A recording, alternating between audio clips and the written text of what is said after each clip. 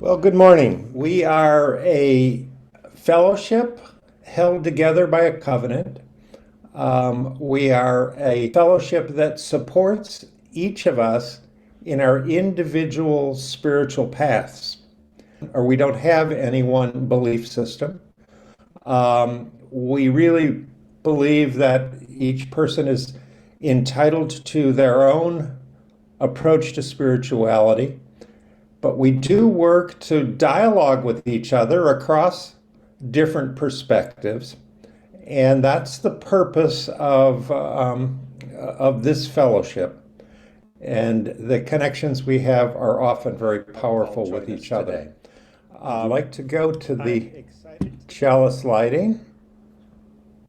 We light this chalice as a symbol of our commitment to our fellowship and to each other. May our many sparks meet and merge in communion of heart and soul. Love is the doctrine of this congregation. The quest for truth is our sacrament, and service is our prayer. To dwell together in peace, to seek knowledge and freedom, to share strength in fellowship. Thus do we covenant. And in weeks like this one, it can be particularly heartbreaking to see just how far the aspirations of our faith and the reality of our society are from one another. One of the most radical assertions of Unitarian Universalism is that every single human is endowed with inherent worth and dignity. We are all born from an unimaginable, unshakable love that brought us into being, and from which we cannot ever be separated. Our faith insists that any system that works to erode our full humanity is unjust and harmful and must be dismantled. Unitarian Universalism urges us to dedicate our hearts and our life forces towards dismantling white supremacy and creating a world in which every single person has the ability to live free and thrive. With those words, we'll move to announcements. Are there any announcements? And press down your space bar or unmute yourself if you have an announcement. This week, we got a card from Nancy Horvath, who at one, now and then joins us for our services. And she indicated that while she can't, she's limited right now due to a diagnosis she received last year, she is following the updates in our newsletter, and she wants to help anything we do or might be doing with the Afghan refugees. And she's prepared to assist financially. So she's hoping that the group can unite to help in some way, and we should keep her posted. I thought that was a very kind card and a reminder. And, she's such a dear woman and a great asset to have around, even if it's not every week. So I just wanted y'all to know that. Alan's birthday today, and he's hiding back there in the corner, but he's going to wave to you guys. Oh, I forgot. He's turning 56. Happy birthday. I would like to just make a follow-up to what Kathy Bernhardt just said, and that is that I'm on the board of Wusan, and we are working as a group to organize all the congregations in Wisconsin to help with donations for Afghans who are resettling. And so we're working on sponsorship and other things, but I will make sure that I provide more information where it can go. Has hired a part-time person who's going to be working with the congregations and will be working toward the goals of aiding Afghan citizens or Afghans who are settling here. Okay, any other announcements? I just want to let people know that the effort to upgrade the audiovisual and the Zoom capacity at the fellowship is underway, and we've purchased a bunch of equipment. We're in the process of installing that. Stay tuned. We're very close to meeting again face to face. 2 weeks from now, there will be a service of musicians. They will be performing at the fellowship, and they come with their own internet connection and technology. So you will have an option to join that musical programming from your home on Zoom, or we might have the option to meet face to face in the fellowship. So our opening words today, they address some of what happened during the week, and I'll read a portion of what was sent out. However your heart is today, beloved, know that you are not alone. If you are receiving this message, you are already a part of a wide network of people who are working in 1,000 ways to bring more justice and liberation into being. You are part of a cloud of witnesses and workers, living and dead, whose hearts are both cracked open by all that there is to mourn, and mended again and again by the power of love to heal and connect us all to one another.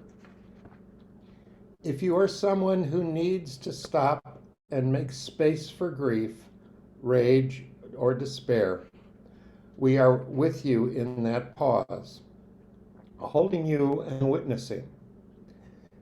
It is true that we who believe in freedom cannot rest until it comes. But the we is so much larger than any individual, and all of us must take our shift. If you need a moment to pause, know that others are ready to move and take their turn now. And the song, Ella's song, of the Resistance Revival Chorus. We who believe in freedom cannot rest. We who believe in freedom cannot rest until it comes. We who believe in freedom cannot rest. Freedom cannot rest. We who believe in freedom cannot rest until it comes. Until the killing of black men, black mothers, sons is as important as the killing of white men, white mothers, sons. We who believe in freedom cannot rest. We who believe in freedom cannot rest until it comes. Not needing to clutch for power, not needing the light just to shine on me. I need to be just one in the number as we stand against tyranny. To me, young people come first. They come first. They have the courage where we fail. If I can just shine a light on as they carry us through the gale. We who believe in freedom cannot rest. Freedom cannot rest. We who believe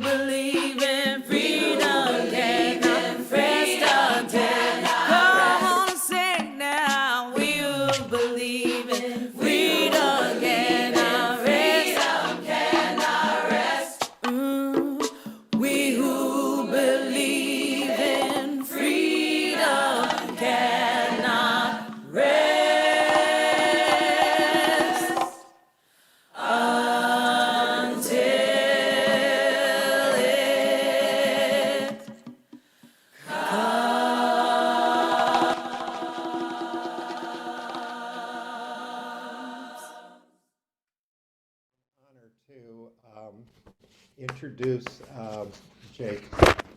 I met Jake 9 years ago when I joined the Mankind Project I group in Appleton. Over those 9 years, we've become close friends and watched each other grow and change. One of the most amazing things for me was that at the end of his career as a fundraiser and community organizer, he was also an ordained deacon for the Ecumenical Catholic Communion, and several years ago was finally ordained. So he now is a pastor at a church in Oshkosh. And Jake, it's just a real privilege to welcome you today. Thank you, friend, and thank you for your warm welcome, all of you, and Jennifer for your kind words. It's good to be here. It's good to be with you. It's good for us to gather on this somewhat gray, cold, early or late autumn day, to gather in the warmth and love that your community provides and is. So thank you for the invitation. Actually, I have a background that includes in my spiritual journey time with the Unitarian Fellowship in Appleton. My wife Cindy and I raised our 4 kids in the Quaker tradition, and we were very active in the meeting house in Milwaukee and then Madison when we moved there. We came to the Fox Valley eventually, where my wife is from, and decided we wanted to be closer to grandparents, right, to raise our kids. And there was a very small Quaker community meeting in a home, and we decided we needed something a little bit larger that resembled what we had with the Quaker meeting house. And so we participated at the Unitarian Fellowship in Appleton for a period of time. And it just has been a joy for me to connect with the people in that community. I think probably 10 members of the fellowship in Appleton's Unitarian community live in my neighborhood. And I have a number of dear friends, including Jim and Jennifer, who are part of the UU Fellowship. Scott Taylor, who you heard from today from Jennifer's reading, sets the tone for your theme this month, Upholding History. In his work entitled, Let Us Drink from the Stories That Sustain Us All, that we just heard, he says, again, we gather as a house of stories, as a shelter shot through with memories that speak, that long for us to listen, without which we easily lose our way. As we learn of those who have gone before, the way in front of us becomes clear. Mark Anepo, author and teacher, in his work, his day book, The Book of Awakening, offers these thoughts to further explain, I believe, what Scott Taylor means by the risk to lose our way. If you have that beautiful meditation book, on page 353, October 26th, The Effort to Listen, I share these words. He says, we all suffer at times from the effort to fix or advise rather than to listen and to hold. But as the theologian Paul Tillich puts it, the first duty of love is to listen. When I think of the times that I have truly listened in my life, the sea's endless lapping, to the sighs of my grandmother when she thought no one was near, to the pains of others that I have caused. It is receiving these simple truths that he has made me a better man. At the deepest level, ours is not to make ourselves heard, but to be still enough to hear. As the Native American elder Stocktage Henderson says, to truly listen is to risk being changed forever.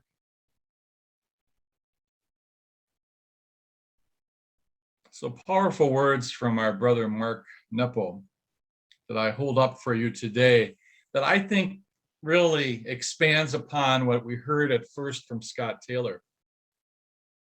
Now, one of the greatest teachers who invited his listeners to risk being changed forever, I believe, was Jesus. His pedagogy, his particular style or art of teaching was the long-standing art of storytelling. Perhaps you know some storytellers, some real storytellers in your life. His stories or parables offered people a new perspective on life, on faith, and he challenged them to change their hearts and live their lives focused on the kingdom of God. He encouraged his followers, his listeners, with parables, using examples from everyday life. Farming, homemaking, fishing, among others, in order to capture their imagination and allow them to ruminate on profound messages about God's love and God's mercy. In particular, friends, I want to focus today on chapter 13 of the Gospel of Matthew, which includes a series of parables such as the weeds among the wheat, the mustard seed, the yeast in the bread dough, the treasure in the field, the pearl of great price. Aren't those beautiful messages? Each of these parables offers spiritual lessons. The teaching of the weeds among the wheat reminds us that evil coexists with good in the world. Now, I would take a more non-binary approach to that to say there's good in all evil and evil in all good. However, this parable emphasizes the divine sower who sowed good seed, and it grew to produce abundant life, abundant grain, even in the midst of the weeds.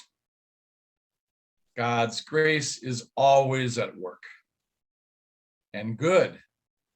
And we need this message this week. Good will triumph over evil.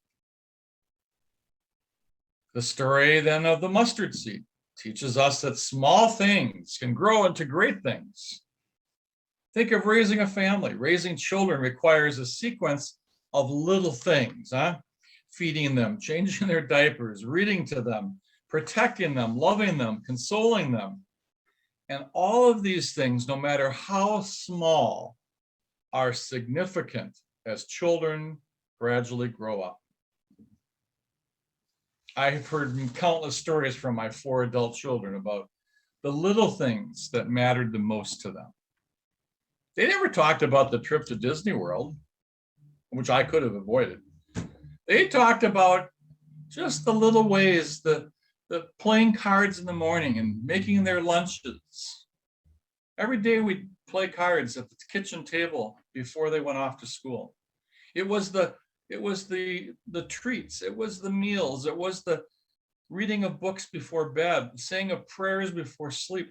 Those little things that have stuck with them, or at least that's what they've talked about. The parable of the yeast making the dough rise. For those of you who actually still need your own bread, speaks to us of how the kingdom of God begins in ways that others might think is insignificant. A little understanding, an act of kindness, a few consoling words, a phone call, a note in the mail can change everything in our lives. So powerful is the yeast of God's love that works through us. And the teaching of the buried treasure in the field and the pearl of great price instruct us that those who are truly wise are willing to risk everything for others. After teaching in parables, Jesus asked them an important question. And it's a question I ask you today and I ask myself. What is your heart's true desire? What is your heart's true desire? One of, I believe, the most important ways that people share their heart's desire is through the sharing of stories. You heard this to be true last Sunday when Paul Demain spoke to you about the power of the American Indian or Native American storytelling. History is held through stories that are usually recorded, but not always. And we have opportunities, if they're recorded, to read them in books and magazines and on social media. Another form for storytelling is a collection of memories of everyday Americans, like you and me, called StoryCorps. I'm sure some of you have heard of it. The project, in partnership with NPR, National Public Radio, represents a nationwide celebration of our common humanity, capturing for posterity the stories that define us and bind us together.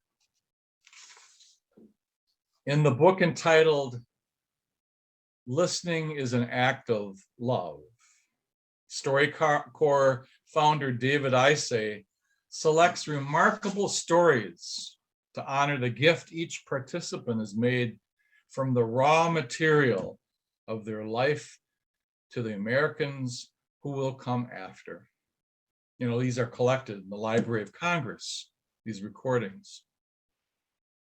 The collection of stories reminds us that we are our history or herstory, individually and collectively. And here now, my friends, is the central message from StoryCorps that I want to emphasize for our reflection today. First, that our stories of everyday people are just as important as the stories about famous people in history. Secondly, that if we take time to listen, we find wisdom, wonder, and poetry in the lives and stories of the people all around us every day. Third, that we all want to know that our lives have mattered and that we won't ever be forgotten.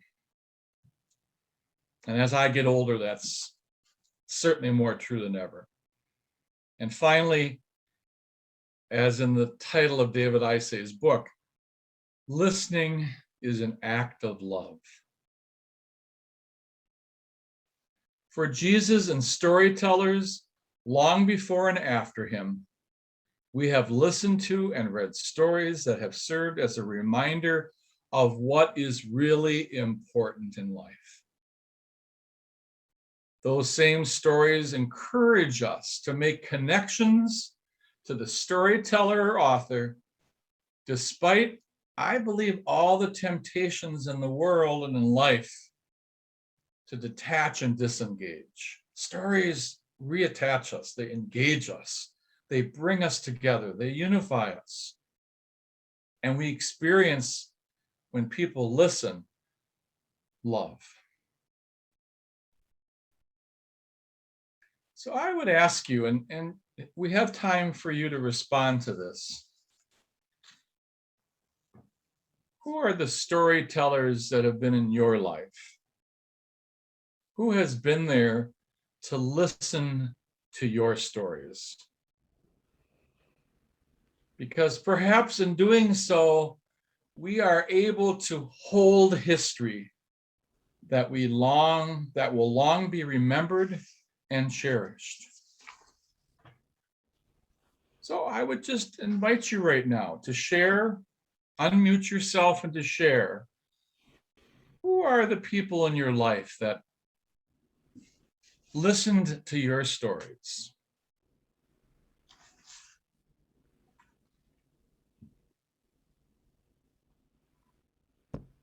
I'll just get it started by sharing that my mom, God bless her soul, she had the patience of a saint, because I'm by nature an extrovert, and she just listened to all the stories I would bring home from school.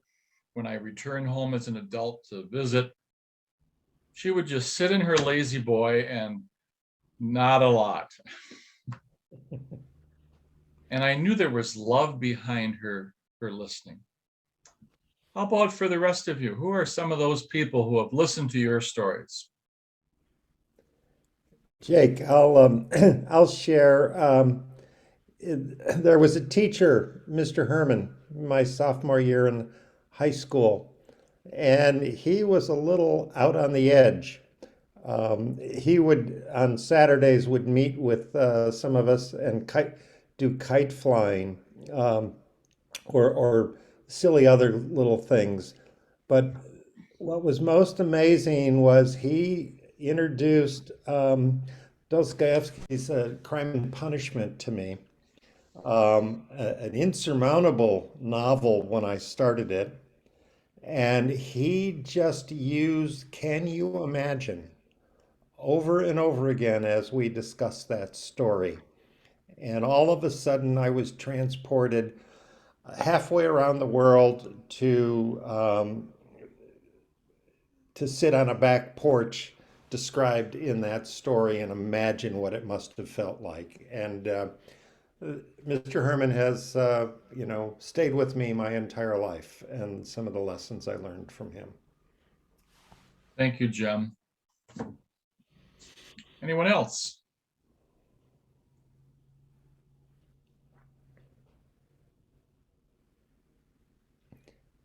Go ahead, Jennifer. A couple people, my dad. I mean, there were 10 of us, so my sister and I were the ones that would do sort of the lawn mowing and all that stuff with him. But as we did that, we would chatter and he would just listen. And I can't even imagine all the kind of stuff he heard about from, a 9 and a 10-year-old while we were working, but he was always very present. And I knew he was listening, and, you'd get this little smile on his face. And then the next person for me, well, more people's, is Jim and his family. They share a lot of stories, as does my family. He has 5 sisters, and they share stories all the time. And I've really gotten to learn about their family, not through sort of a historical rotation of events, but just how each of them experienced these events differently, even though they were there at the same time. Of course, they were different ages, but their stories are very different for the same event. And he gets me to his family and my family are very, very similar because we're big families. And there's sort of a whole big family culture that I get to experience with mine and with his. Thank you, Jennifer. Were you one of the oldest then? Were you and your sister the oldest too? Oh, no. No. Out of 10, we were 4 and 5. Oh, okay. You were in the middle. Yeah. So you weren't lost in the middle. Your father really paid attention to you.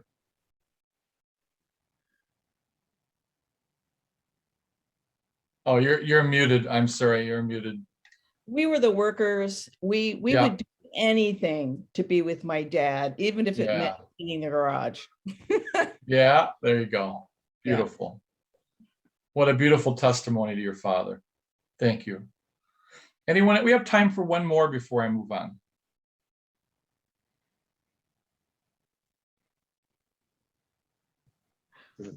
I can't call on you, but I see someone waving her hand. Can you hear me? Yes. Well, my dad was a wonderful, wonderful storyteller. He would tell long, long stories. He was a science teacher. It wasn't necessarily science related, but sometimes it would be natural science kind of a thing. Some stories about working with the steam engine that he would tend overnight to keep the fire going in the boiler so that the steam engine was ready to go the next day. Things like that, and the inventions that his relatives made, automatic gate openers, and they had some real interesting people in that group.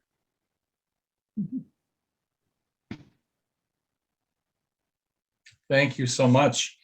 I think we could share many more examples, and oftentimes it is our parents or a teacher, like you said, Jim. People who are significant in our lives, who have had a major impact on who we are today, even if you think about what you learned from them that you have lived out in your own life. Because again, as Scott Taylor said, as we learn from those who have gone before, the way in front of us becomes clear. It's possible, as it certainly was for me in my life, that I needed to, as an extrovert and an external thinker, I needed to be able to articulate and hear myself talk about what were the things that I was thinking and believing that helped to form and fashion the direction in my life. And for me, I needed to be able to talk about those thoughts and feelings, and also to have somebody who could be there to listen. So you've shared people who have shared stories with you and people who have also listened for you. And I invite you today just to keep cooking that. Think about that throughout the course of this day and kind of lift up those people and think about in particular, what did you learn from them that you have lived out in your own life? I want to hold up some of the questions from StoryCorps now that seem relevant to our theme of holding history for you this month of November. And it certainly relates to what we just talked about. Who was the most important person in your life? And what is your earliest memory? Not just of that person, but what is your earliest memory? And are there any words of wisdom that you would like to pass along to others? And how would you like to be remembered? So most important person, earliest memory, words of wisdom to pass along, and how would you like to be remembered? I invite you to, since this is recorded, and maybe even to send those in a chat or send those somehow to others, encourage you to take some time to reflect upon those. I'd like to close today by sharing a poem from one of the great poets, my favorite by far, and great storytellers, Mary Oliver. Her poem, I Happened to Be Standing, I believe is very relevant to our theme for this month.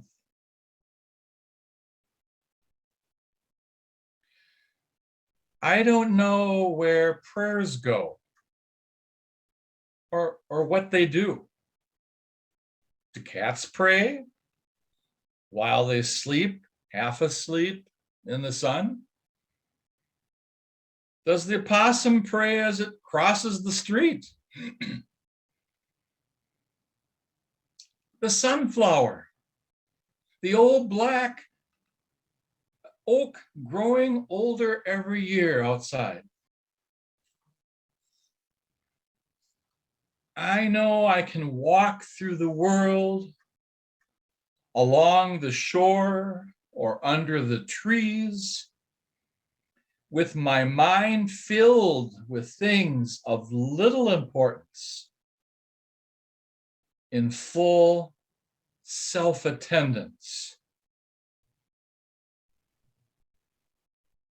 A condition I can't really call being alive. Is a prayer a gift or a petition, or does it matter? The sunflowers blaze. Maybe that's their way. Maybe the cats are sound asleep. Maybe not. While I was thinking this, I happened to be standing just outside my door with my notebook open, which is the way I begin every morning. Then a wren in the privet began to sing. He was positively drenched in enthusiasm. I don't know why. And yet, why not? I wouldn't persuade you from whatever you believe or whatever you don't. That's your business. But I thought of the wrens singing. What could this be if it isn't a prayer? So I just listened, my pen in the air.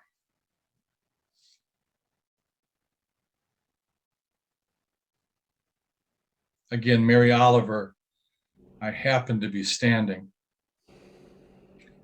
Friends, may our stories be told, recorded, and remembered as we collectively and individually become part of the history that others will hold for us. Thank you, Jake. Thank you. We're going to have a closing song, and I have a brief introduction for it. Let us drink from these stories. Let us listen to each other. And now let us listen to this song. Let it inspire how we go forth and the importance of listening to each other. In music, as in life, the thing that makes us different makes us stronger. All of the various instruments, tones, perspectives, and cultures in this recording combine to create a new version of this classic song around the world. The song is Listening to the Music, and here it is.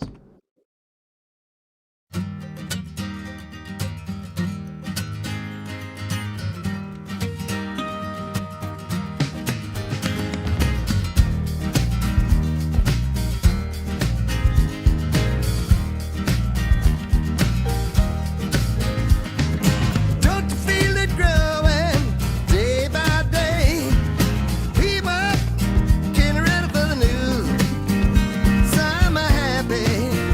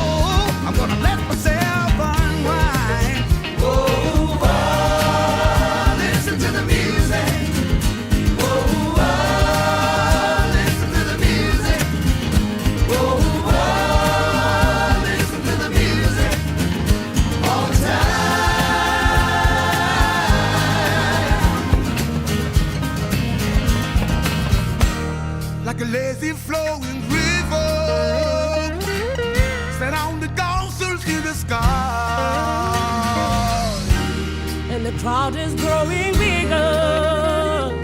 Listen to the happy sound, and I'm gonna let them